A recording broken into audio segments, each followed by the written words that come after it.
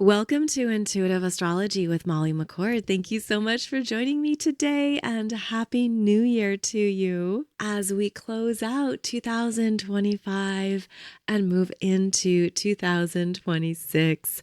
In today's show, I'm going to be covering the astrology of this new year, where Mercury enters Capricorn on January 1st. Chiron stations direct on January 2nd, and then we have the Cancer full moon on January 3rd. Then next week, we will have the Venus star point on January 6th, and I'm going to be doing a separate show for you, going deeper into the energetics of this Venus star point, which will be at 16 degrees of Capricorn in your chart and be highly active because we also have Mars in Capricorn there as well. So quite a start to the new Gregorian calendar. So let's get into what will kick off the new year on January 1st. Now, in the morning hours, we're going to have Mercury in Sagittarius square Neptune in Pisces at 29 degrees. And this is exact at 8:33 a.m. Eastern Time. So it could be a morning that you wake up feeling a little fuzzy, foggy, or maybe having some really incredible dreams with powerful messages that come through. Now, one of the reasons why this transit, though, is significant is because it's the last time Mercury squares Neptune in Pisces. In less than a month, Neptune re-enters Aries on January 26th. So this is a final square that can highlight confusion, distractions, uncertainty, second guessing yourself, not understanding perhaps a dream state message. Your intuition could be quite big, and then you might not know what to do with it. What is the message? What am I supposed to know or understand? And it feels like this could simply be an opportunity to notice how much you've allowed your intuition to grow and expand in your life, how much you've trusted all of those messages from other realms, from other places, those downloads that come in out of the blue, how open you've been to allowing these energies into your own conscious awareness, and that maybe there's nothing that needs to be done or corrected. It's simply a connection to more of your own energy across other realms and other dimensions. It can be very creative and imaginative. You could feel quite inspired. So simply knowing that this is the last time that Mercury is going to square Neptune and Pisces, there might be something that you simply trust and allow without requiring it to be more. Now, later in the day is when Mercury enters Capricorn. That happens at 4:11 p.m. Eastern Time. And this is a much more practical, direct energy where answers come about so that you can assess what needs to be done. And once Mercury enters Capricorn, we now have 4 planets in Capricorn, including all 3 personal planets, all in the same astrology sign. And they're going to continue in this pattern for the next number of months. And what makes that rare is that Mars is here. So Mars, Mercury, Venus, and the Sun are now all going to be moving through Capricorn, highlighting Capricorn energies in our individual lives, as well as in the collective, and bringing our attention to matters of responsibility, commitment, deadlines, obligations, and reality checks. This could be a time period here as the new year begins that there are some things presenting themselves that you need to take care of. There is always an element of realism with Capricorn. And so you could have a sense of what's important in your life right now that you need to make time for. You need to have energy for it. And the Capricorn wisdom recognizes that we only have so much time, energy, money, and space in a day. So you could start the new year realizing what you need to leave behind or what you need to cut out, where there is too much excess, especially after the Sagittarius energies we've been through, where the planets were all in Sagittarius, and it could have been easier to say yes, overcommit, do more. And now the rubber hits the road as the new year begins, because it's actually really important here to honor your own boundaries. Where do you need to be strong and clear in what you need from a place of self-containment and personal integrity? Where are you realizing you've been overextended, overcommitted, overly responsible? Because the Capricorn energy is going to ask you to rein it in and focus on what is essential, and to not think that you have to do it all for everyone, which can be part of how that Capricorn energy moves through the world, where you could say, all right, if you're not going to do it, I'll take it on. Or if you don't think you can manage it, I will. And before you know it, you're doing everyone's work, or you've just accumulated 3 times as many priorities as you had desired. So this is actually an opportunity to use the strong Capricorn energies to declare what is yours and what is not yours, and to not feel overly responsible for others' choices, others' journeys, anything else that actually is not yours to manage. And so it's stepping back and observing from an objective standpoint what serves your energy best now as the new year begins. As this happens, we then have Chiron stationing direct on January 2nd at 22 degrees of Aries, which is bringing your full personal sovereignty, emotional needs, and sense of self into the present moment, as Chiron says, it's time to move forward. It's time to move on. It's time to begin anew based on what you've already been personally healing, strengthening, and understanding about your true self. So this is where Chiron's messages and energy frequency is very strong as 2026 begins.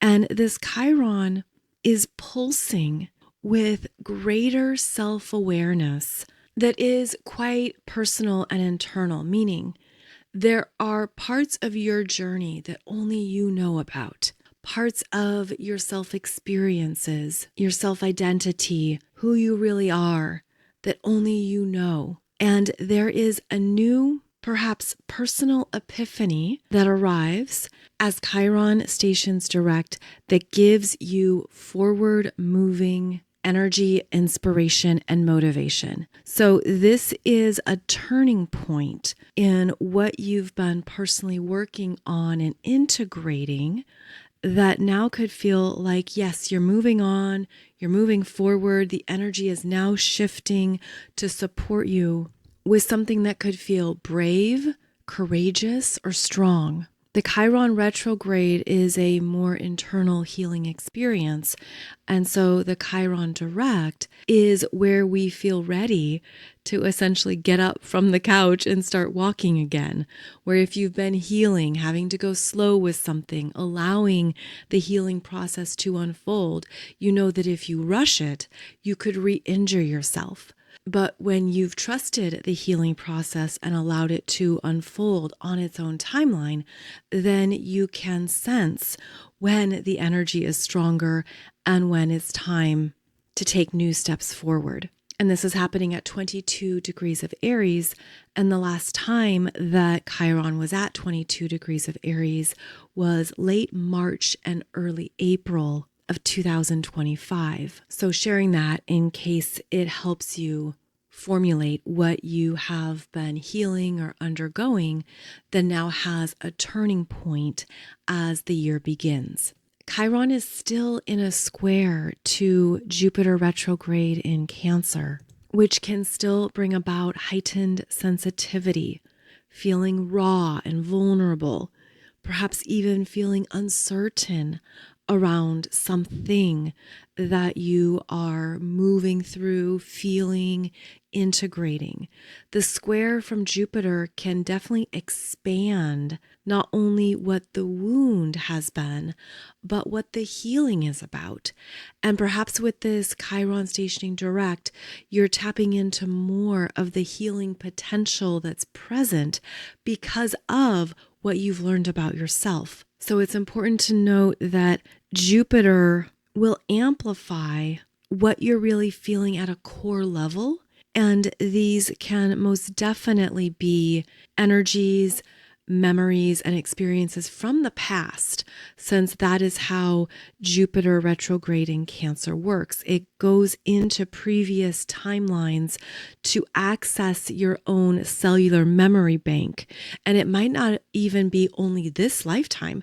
It could be across multiple lifetimes.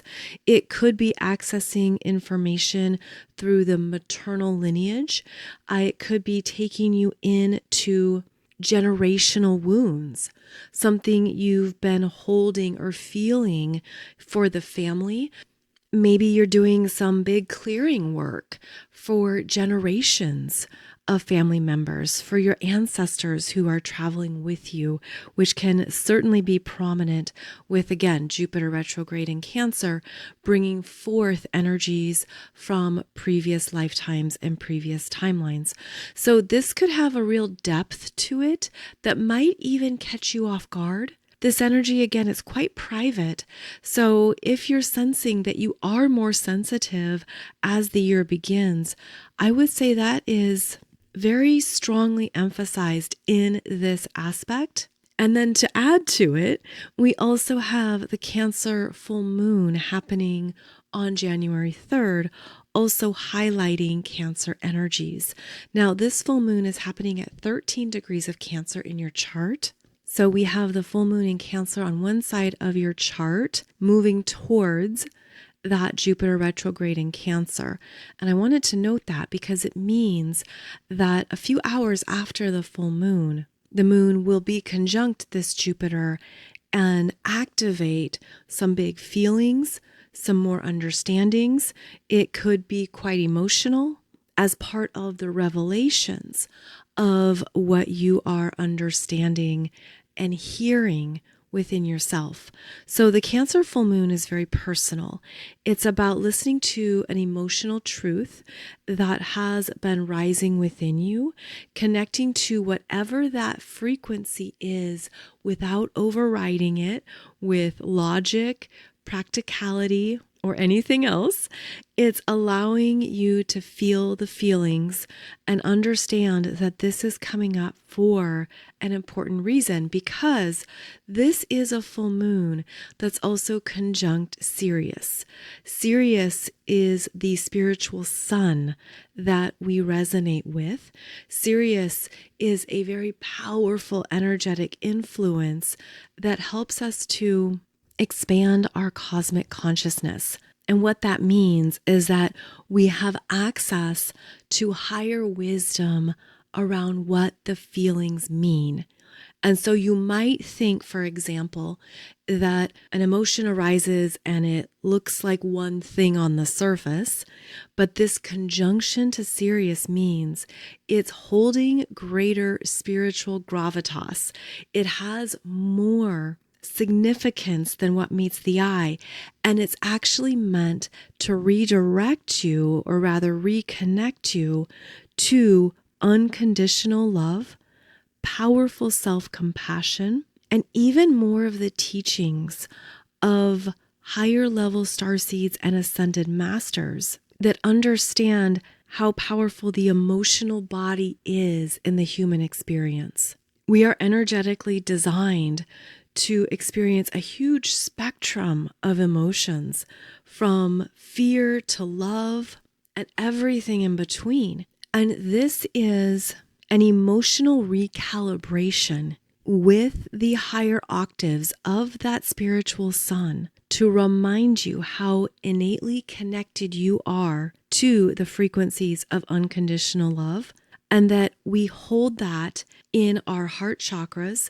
We hold that in our core emotional bodies. We also hold that as part of our intention of being on the planet, to connect with others, to share love, to give and receive from the heart space with truth and purity, to be available for those levels of love-based connections.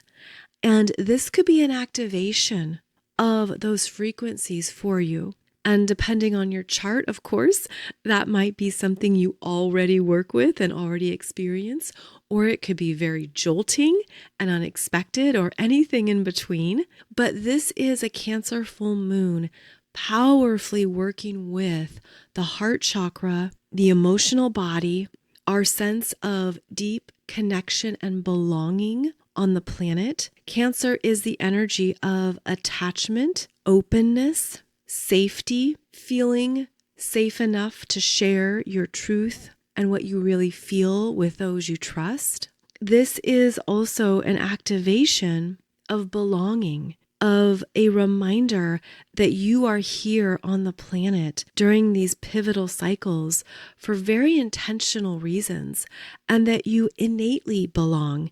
You are meant to be here, and that you are offering something into the cosmic whole that matters. And I feel too like part of what this Cancer full moon is activating is a new sense of safety in being your true self, in loving who you are, without relying upon others to validate it or recognize it. So that's important to note, because this again is a more personal, private, internal recalibration of energies. And then on the other side of the astrology wheel, as I mentioned at the start of the podcast, we have a full lineup of planets in Capricorn opposing this Cancer full moon. So there's the other side of our consciousness that is in the Capricorn realms of the real world, being present, grounded, and strong in this reality, understanding what your responsibilities are, what you need to take care of, perhaps sensing, well, I can't get lost in all that mushy stuff. I can't be overly focused on my feelings when I have these priorities that matter. But this is the Capricorn Cancer axis, which is where we're meant to integrate both areas of our lives intentionally together so that you can show up in those Capricorn endeavors connected to your heart, connected to what you feel. You don't leave that behind or disassociate from it. No, you bring it right there into the boardroom. You integrate it into your voice, into your aura.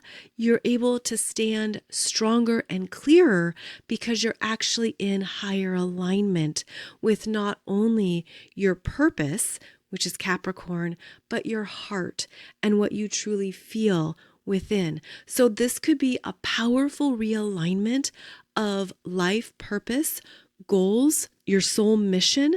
You could even have some very impactful emotional downloads with this Cancer full moon, because it is streaming in those frequencies from Sirius, maybe reminding you why you are here, and it's not for the reasons you thought it would be. Maybe it's not only for the achievements of the real world.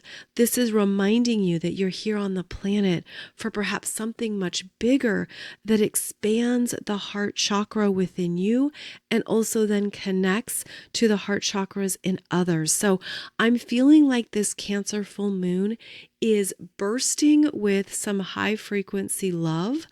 It is opening up our ability to connect from a truer, more real place. It's also making sure that we're integrating that into our everyday realities. Again, not leaving it behind, not cutting it off or pushing it away, but also seeing that you can move through the world with a stronger, clearer purpose because of this beautiful connection to what you love, cherish, and feel within. The Cancer energy softens the hard edges of Capricorn And the Capricorn energy strengthens some of the overly soft energies of Cancer. So when they work together, there can be a really beautiful, harmonious interaction. And that's the case with all the polarity signs in astrology. That even though they are in opposition and they have different strengths, needs, and expressions, it's actually the ability to weave them together and to work with the strength of both that allows each to grow. So this could be a Cancer full moon that something new is growing and blossoming within you from the heart space that maybe surprises you by how strong and powerful it is, but it also could feel beautifully perfect and beautifully aligned.